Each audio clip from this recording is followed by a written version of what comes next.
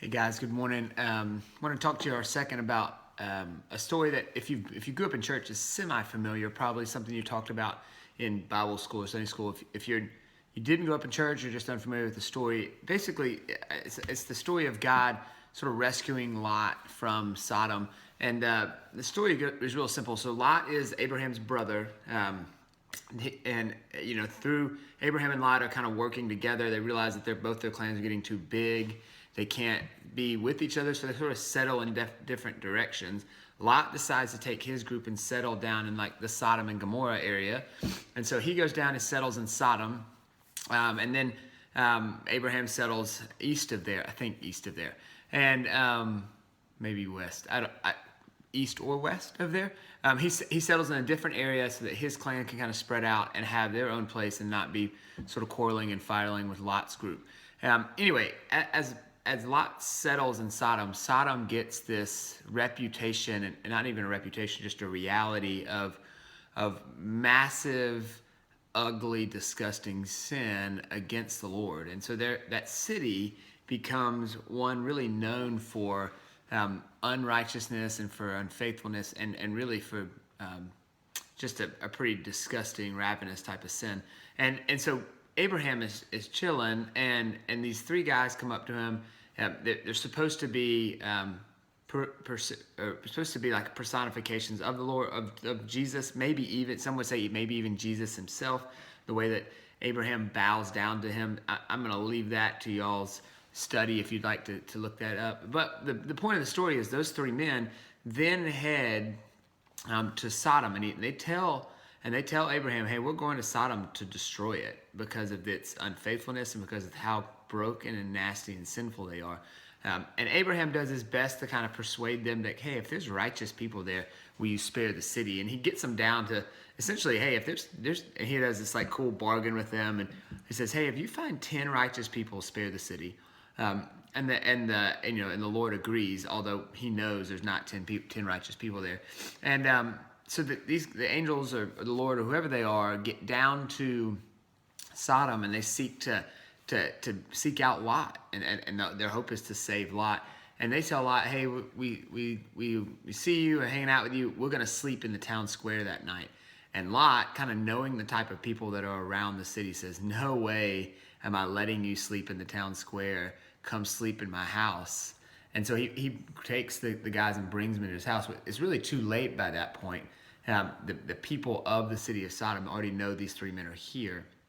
And just to give you a pretty clear indication of the nasty, rancid sin that was in the city, that night, it says all of the men, younger and older, surround Lot's house and start beating on the doors, telling Lot to give those three men to him so that they can sexually harass them, essentially. And Lot refuses, but Lot isn't without his fault here. He says he doesn't just refuse. He says, no, I'm not giving you those men. Here, take my 2 virgin daughters instead. So what? But there's just the presence of wickedness and sin in this city is so great that it would warrant God destroying the city. And so what inevitably happens is the three angels, some believe to be personifications of Jesus, blind the men trying to get in the house. They can't get in. And essentially the next day, the three angels say, hey Lot, we're destroying the city. Get your family and get them ready to go. A lot of his family said they didn't want to go and thought he was a little bit crazy. But his immediate family, so his wife and his daughters, are set to go with him. And this is and so all of that is just set up for this line. I was reading this, and you have three men that said I'm destroying the city. I'm gonna put level it. And Lot, it says that Lot is told by these men to leave, and I'm going to read this line to you, and then we'll break it down. And so if you're looking in Genesis chapter 19, it starts in verse 12. He says, then the men said to Lot, have you anyone else here, sons-in-laws, sons, daughters, or anyone in the city? Bring them out of this place, for we are about to destroy this place, because the outcry against this people has become great before the Lord, and the Lord has sent us to destroy it. So that's sort of the warning to Lot.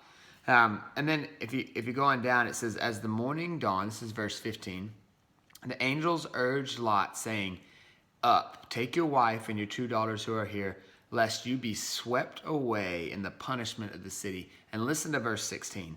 It says, but he lingered, like Lot lingered, did not want to leave the city, right? He wanted to stay. His heritage was there. He really established the city. He wanted to be in that city. He didn't want to leave. He says, but he lingered. And then it says, so the men seized him. That's the angels, God's men, seized him and his wife and his 2 daughters by the hand. And then listen to this. And the Lord being merciful to him. And they brought him out and set him outside the city. All right. And so the end of the story is essentially, Lot is outside the city, and God rains down sulfur and levels Sodom and Gomorrah to the ground. And Lot's wife, even though she was warned not to look back, turns and looks back and is turned into a pillar of salt because she did not obey the Lord. But, levels the city. Everybody's dead, exactly like he said he would, as just punishment for their incredible wicked sin. But I think you should hear that, is that for Lot, he didn't want to leave the city. He wanted to stay and maybe fix the city or stay and work or stay. I don't know. It says he lingered, right? If I know, I'd like to think that if I know the city's about to be leveled, I'm going to hightail it out of there quick. But Lot struggled with that. He didn't want to leave the city. It didn't tell us why. It doesn't tell us what held him to the city. It told us that God said, hey, I'm going to level the city. You need to leave. And it says Lot lingered.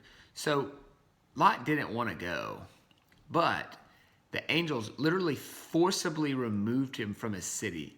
So for Lot, that must have felt a lot like punishment. It must have felt a lot like God was being mean to him or wasn't listening to him or that God was angry with him. And so, I can relate to Lot in that. There's so many times that things happen to me that I'm like, God, what are you doing? I don't want that to happen at all. Or for me specifically, what if, I go talking about weightlifting, I go to a competition and my preparation's terrible, or I'm not able to prepare well, and then I get to the competition and do terribly, and I'm like, God, what are you doing? Why would you let this happen to me, right? And I'm looking at God as if he doesn't know what he's doing, right? That's what Lot's looking at. Man, God, what are you doing, dragging me out of my city that I love and that I want to be a part of? But it says, and I love verse 16, it says basically what Lot is seeing as punishment. In verse 16, it says, and it was the Lord being merciful to him. And I just question, how often do I or do you have things happen to you or feel like God is dragging you out of something or is forcing something on you or is testing you in certain ways that you look at God what are you doing, God? Who are you to do this to me? And the reality is, it is God, just like in verse 16, being merciful to us, right? God was saving them from certain death. And yet, Lot saw it as punishment. He saw it as evil even. He saw it as suffering, right? And so my encouragement this morning for y'all, just reading out of Genesis 19, is, hey, maybe remember who we are in comparison to God, right? We are just small, minute, humble creatures created by God who know very little about God's ultimate plan for our lives and can see very little. And so if God does something or causes something or is testing you in certain ways or you feel like he's just disappeared from your life, may you remember Genesis 19:16, that maybe that's God being merciful to you. Because what we know about God is he never leaves us or forsakes us. If you're a believer, you've committed your life to the Lord because you see that Christ is the only way that you can be saved from your sin. Christ never leaves you nor forsakes you, right? There's nothing that can separate us from him. He's not going to abandon us. He's a covenant-keeping God that keeps his covenant with his people. But as a good father who disciplines and loves his children, sometimes things are going to happen to us that we see as punishment or we see as bad or evil. And really, it may be God being merciful to us. Lot was forcibly removed from the city that he established and that he loved. And he was really distraught about it. It said that he lingered. Right?